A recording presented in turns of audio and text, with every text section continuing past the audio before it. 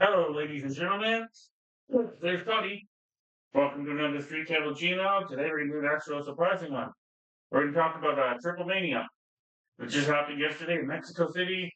Um, as we know, that Tony here is very excited. Hug me, Tony! We're getting ready for Arsenal's first game of the year as well. Yes, diehard Arsenal Gunners fan and Roma fan for soccer. So anybody has a problem with that, comments down below if you want. Um, but yeah, let's talk about what we're here to talk about. Triplemania took place on what is it, August 16th of this year. WWE and Triple A's promotion of each other have been absolutely brilliant. I love the fact that WWE under Triple H is bringing back the luchador style wrestling here, and they're drawing the promotion as probably one of the most influential people in the history of wrestling. So love him or hate him, as you can see, Tony's not the biggest fan of him. That being Conan. Hug me, Tony! And actually, unlike their competition at AEW, which I'm not going to keep shitting on. Tony loves when I talk about it, bad about AEW. Oh, God, I love you. Um, yeah, let's get ready. WWE actually allows their competition to pin and beat their opponents. Okay, bye, Tony. I'll pay attention in a minute. We're going to watch the game together, right? So there's Tony's weekly appearance, guys. Let's get right into this here. The Copa Brandello Gauntlet match is pretty much Triple H version, Triple A, sorry, not Triple H, Triple A's version of the Royal Rumble, but you win a cup instead of getting a title shot here. Had a lot of cool people in it, including a man I lost track of for a long time because there's been about 17 different versions of this person. That being Laparca, he lasted the longest, around 26 minutes-ish, because the Rumble went 26 minutes. A couple other people that were relevant when WWE first did their World Collide pay-per-view were in this as well, along with Octagon Jr. and a few others like that. But the surprise was the return of actual Almas. The dude, Otis is also very, very over in Mexico, so I figured WWE would be using Otis a lot more in Mexico. Very good match, very entertaining, start to finish. Very cool version of a battle royal, but instead of just eliminating people, you can pin them or submit them to make them lose as well, which I like that twist on it as well. Never seen anything like that in the 40 years I've been watching wrestling. Um, this is for those of you who don't know Triple H, pretty much Triple A. I keep sounding like Triple H. Triple A is Conan's baby. Um, very cool injury, very cool, very very cool match. I like the twist on it where it isn't just the you got to throw them over the top rope to eliminate them. The two members of LWO had a great showing in that match, being oh my god, Joaquin Wild and Cruz del Toro. Very cool. We had to see a couple of the werewolf from Costa Rica was in there, a couple of very cool people. But like I said, Omis was in it, and of course once Omis came out he was never gonna lose. There's also a micro midget in there who's probably about 2 feet shorter than I am. So while there's a course bar Otis just kept hitting Otis, and I was looking around to see who was hitting him. He looked all the way down to his toes. And then he hurled him up over the top rope. Um, yeah, like I said, very cool concept. I like the fact that it wasn't just eliminations over the top rope. It was also you had to pin or submit people. Otis got pinned to get eliminated. There's a nice little tease where the park I thought looked like he was going to eliminate Omos. Never going to happen. Omos wins. And then we had El Hijo, Dr. Wagner Jr. versus yes, Messias. For those of you that don't remember this dude, he was also in Lucha Underground. When he was in Lucha Underground, he was what's it called? I can't remember his name, but he's wearing a mask there. He's been Ricky Banderas. He's been a few different people. This is very cool because this is a long ass feud that goes back to El Hijo, Dr. Vikingo Jr. dad, Dr. Wagner Jr.'s dad, Dr. Wagner Sr. Um, this dude's been doing this for a long time. Go back to, like I said, Triple A days as being on the CS. I can't remember who he was in Triple A, Lucha Libre. Name escapes me at the minute. Right? No, sorry, not Lucha Libre. Yeah, Lucha Underground. Um, he's won everything there is to win in Mexico. He's Judas Messiah. That's who he was. in Lucha Underground. I couldn't remember his name from it. So it was Judas Messias there. Um, Decent match, kind of slow paced, but I guess it's because it's got to compensate for the dude being a little bit older and banged up and not being able to wrestle very much. Kind of cheesy that Dr. Wagner Jr.'s dad was at ringside. Of course, you knew he was always going to get involved. A little bit cringy at the punchy through, but overall, very good action. Very. Oh yes, I forgot to mention. Driven great for each thing that happened. The battle royal. You saw my reaction. It's gonna get a gold plus. This match, I'm gonna give it to silver. It was decent, but it wasn't what I thought it was gonna be. El Hijo de Wango Jr. won, and it's his first ever title in AAA. And the man who beat is a part of Conan's faction, which is kind of funny that Conan the commentary runs that company and has a faction of his own. But that's Mexican wrestling for you. Um, like I said, it was an okay match, kind of slow, kind of killed the crowd a little bit, I think, until Dr. Wagner won. And Dr. Wagner's dad got in and tried to steal a little bit of the spotlight from his son, but it was a very, like I'd say, it was a good match. It was kind of awkward too, and was just there. Um, yeah, like I said, I'm gonna give this a silver. There isn't anything too memorable about it. Then we had the Judgment Day of JD McDonough, Finn Balor, and Raquel Rodriguez taking on Roxanne, or with Roxanne Perez. This was a mixed trios match, so the women hit the women, the men hit the men. Um, Taking on Mr. Iguana, El Nino, Nino Hamburgeres. So this guy apparently is gonna make us eat hamburgers. And Lola Vice. Decent match. All six of the or five of the six competitors in it are very good. Lola Vice is going to be a star very, very soon. She's over as fucking Mexico, and she's even more. She's over in North America as well.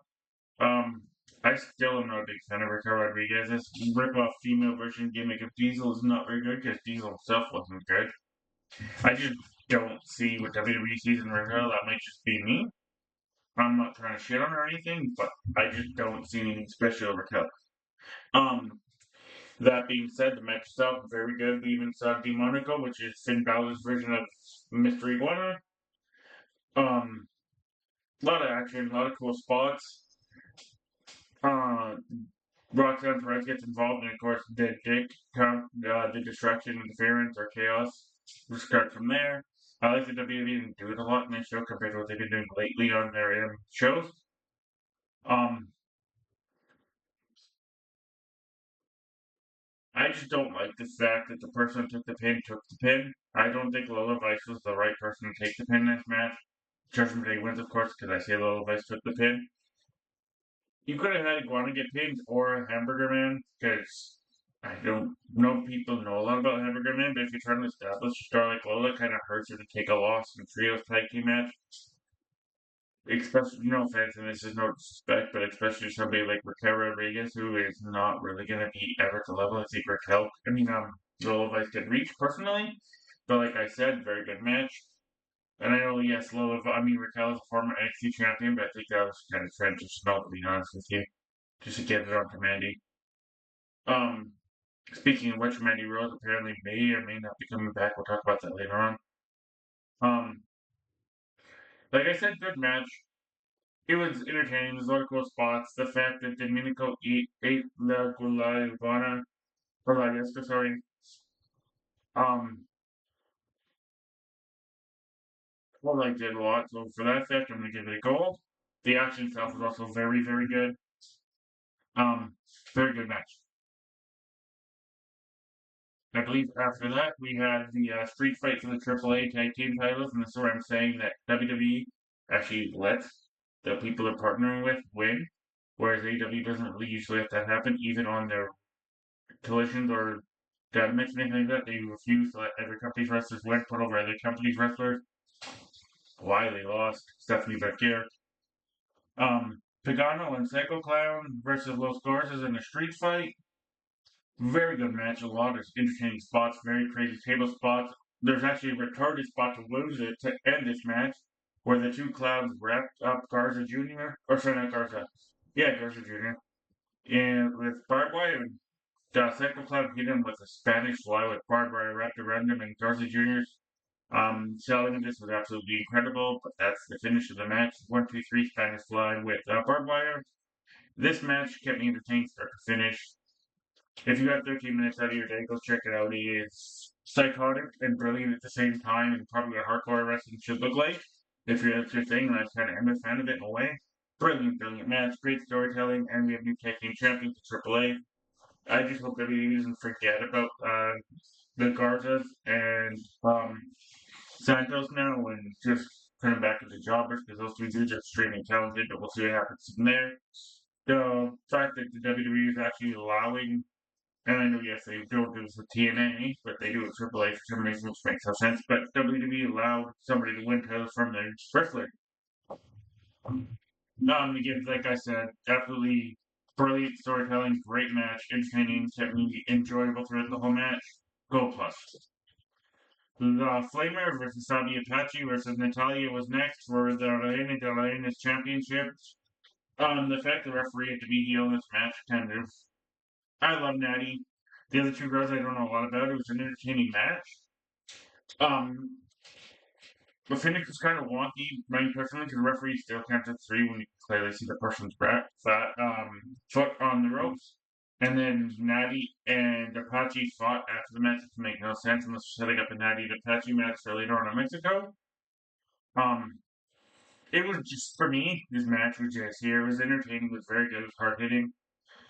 Um, I'm gonna give it to Silver just because for me it didn't work, but it was a good match. Clearly, Flamer won. Sorry for tell you guys that.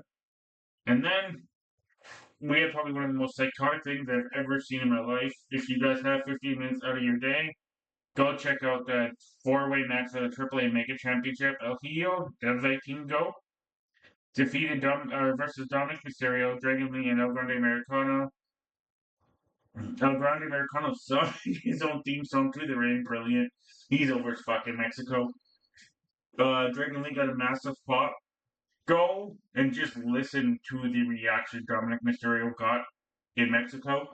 I believe WWE and AAA dropped the ball on this, but I like the fact that it's continuing another story, which we'll talk about. But I truly think WWE and AAA may have fucked up on this because their champion El Gio is not popular at all with the crowd. They were even chanting Alberto Del Rio halfway through the match because El Gio beat him, and they love Alberto there. Um, there's no mention of him. There's not even mention of chanting it. Also, I forgot to mention JBL was on commentary, and JBL can just fuck off. I'm not gonna lie to you guys. I'm not the biggest fan of JBL. The guy just oozes racism, sexism, bigotry. The guy's just not a good person in my personal books. He's just a bully, and I don't think he's ever going to be able to change that. To me personally, even if he has. But we're going to leave that there. Great match. Very, very crazy spots. Like I said, it's one of the most iconic fatal four ways I've ever seen in my life. If you have 15 minutes out of your day, I'm not going to talk about this because I'll do it no justice. There was a lot of crazy cool finishes, or spots, I mean, that were close to finishes. Dragon England hit Operation Dragon. And the fact that I'm saying they're continuing the story, I'll let you answer that question.